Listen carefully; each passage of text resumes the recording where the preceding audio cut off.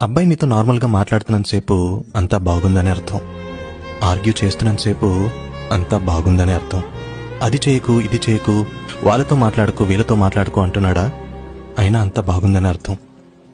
ఒకవేళ గనక అదే అబ్బాయి నీ ముందు కన్నీళ్లు పెట్టుకున్నాడా, ఆల్ ఆఫ్ సడన్ సైలెంట్ అయిపోయాడా, నీకు అర్థమైపోవాలి కంటికి కనబడిన ఏదో బాధ వాడిని తినేస్తుంది అని, ఎంతో హర్ట్ చేస్తుంది అని. సో వాడింకా లాస్ట్ ఫేజ్ ఆఫ్ అండర్స్టాండింగ్లో ఉన్నాడని అర్థం. ప్రేమలో ఉంటూ గొడవ పడతాడు, ఆర్గ్యూ చేస్తాడు, పొసెసివ్ అవుతాడు. కానీ ఒక్కసారి వాడికి ఇవన్నీ వేస్ట్ అనిపించాక టోటల్ సైలెంట్ అయిపోతాడు. ఎందుకంటే వాడికి తెలుసు వాడు తన బెస్ట్ ఇచ్చాడని, వాడి ప్రేమను చేతకంతనంగా తీసుకుంటున్నారు అని, తన పెట్టిన ఎఫర్ట్స్కి వాల్యూ లేదని అర్థమైంది. అన్నీ బాగు చేసే ప్రయత్నం చేశాడని, ఏం చేసినా కొన్ని మారవని, ఒకవేళ మారే ప్రయత్నం చేసినా నమ్మే స్టేజ్లో తను లేడని.